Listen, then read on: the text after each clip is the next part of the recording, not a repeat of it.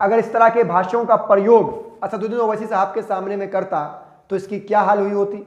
इसने एक बार गलती करी है, इसने एक दफा संसद भवन के अंदर ही असदुद्दीन ओवैसी साहब के सामने खड़े होकर के उलूल जुलूल बोलने की हिम्मत जुटाई, लेकिन असदुद्दीन ओवैसी साहब ने इसकी औकात बता दी और उसे चुप करवाकर वहीं बैठवा दिया।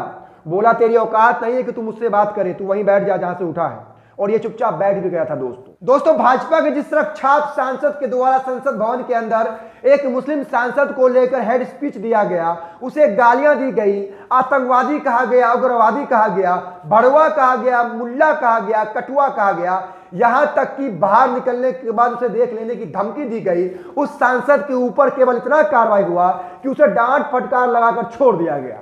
अब मैं आप लोगों को एक वीडियो दिखाना चाहता हूं, और वीडियो दिखाने से पहले मैं आप तमाम लोगों से एक सवाल करना चाहता हूं। जरा आप लोग बताइए, अगर उस दिन संसद भवन के अंदर भाजपा के सड़क छाप सांसद के सामने एआईएमआईएम के प्रमुख असदुद्दीन ओवैसी होते, तो फिर क्या दानिश अली के तरह असदुद्दीन ओवैसी भी चुपचाप आ जाते बाहर और कैमरे के सामने रोने लगते, या फिर रमेश बिधूड़ी को संसद भवन के अंदर ही उसका मुंहतोड़ जवाब देते? मेरा ये सवाल आप तमाम लोगों से है दोस्तों, क्योंकि जो वीडियो मैं आप लोगों को दिखाने वाला हूं, उस वीडियो को देखने के बाद आप जरूर कहेंगे कि हमें ऐसा ही सांसद चाहिए जो ऐसे नफती लोगों को, जो ऐसे सड़क छाप सांसदों को मुंहतोड़ जवाब दे सके, वो भी सदन के अंदर ही दे सके।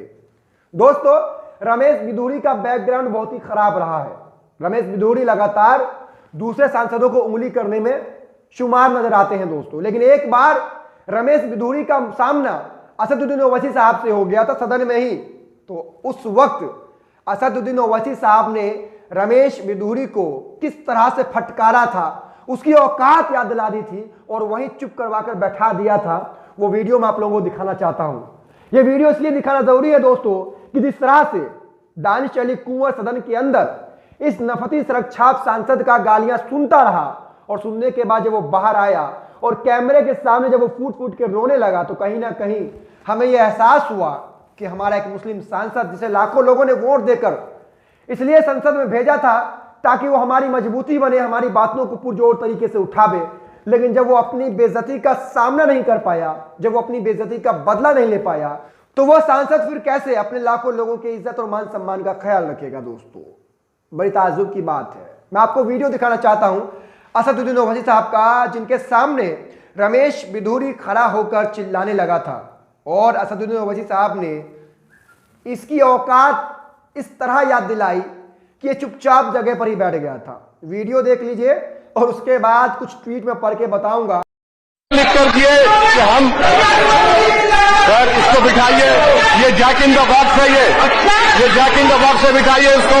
दिल्ली में ऐसी मार पड़ी कि अब तक संभला नहीं है, ये चारों खाने ठीक हो गए इसके, समझ में नहीं आ रहा है इसको। बिठाइए सर, ये बिन ब्रेक का आदमी बिठाइए इसको, खाली पुकारता है, दिमाग में कुछ है ही नहीं, बके जा रहे हैं, बके जा रहा हूं जुनून में क्या क्या सर। इसीलिए मैं, अरे तुम मेरा मुकाबला नहीं कर सकते, बैठो यार, बैठो, पुकारने वाला तुमको खाली, इसीलिए मैं आपसे।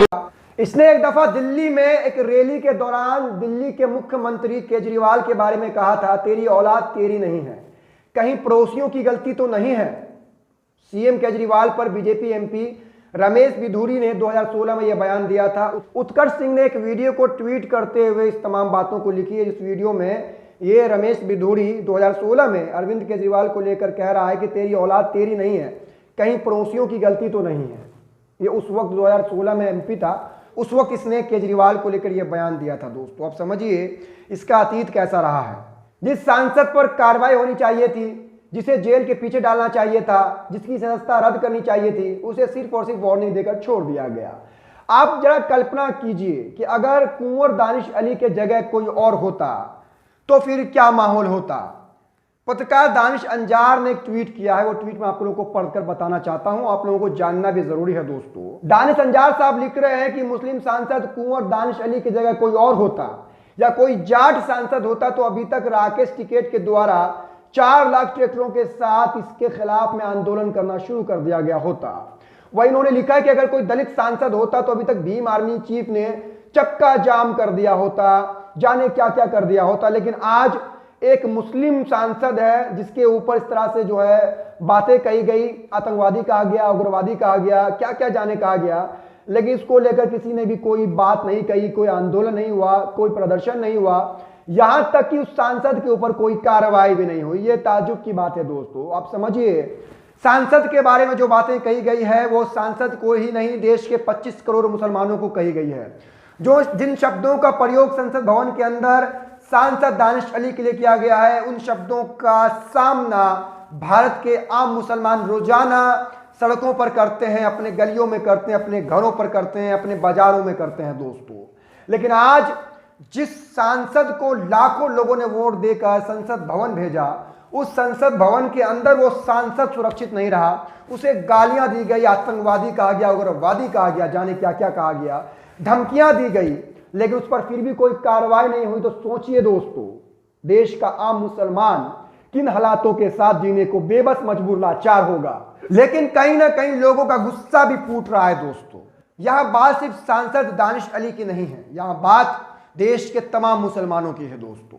तारिक अनवर चंपरनी साहब ने एक ट्वीट किया है, यह ट्वीट मेरे दिल की भी फीलिंग है दोस्तों। तारिक अनवर चंपरनी लिख रहे हैं कि अगर मैं संसद भवन के भीतर होता, रमेश बिधूरी की छाती पर चढ़कर उसकी बत्ती तोड़ देता, बाद में राजनीति देखता। हमारे आत्मसम्मान के सामने राजनीति की कोई औकात नहीं। दानिश अली देखने में ही गेंडा है, लेकिन उसकी हिम्मत बकरी वाली है। रमेश बिधूरी, गुस्सा तो आएगा ही दोस्तों, जिसे लाखों मुसलमानों ने वोट देकर अपना कायद माना, अपना रहनुमा माना, तो वो रहनुमा उन लाखों वोटरों के, उन लाखों मुसलमानों की इज्जत, मान, मर्यादा, प्रतिष्ठा की क्या रक्षा करेगा दोस्तों। इसलिए लोगों में खासा नाराजगी और गुस्सा देखने को मिल रहा है। इस वीडियो को शेयर कीजिएगा। मिलते हैं अगली वीडियो में, तब तक के लिए बहुत शुक्रिया।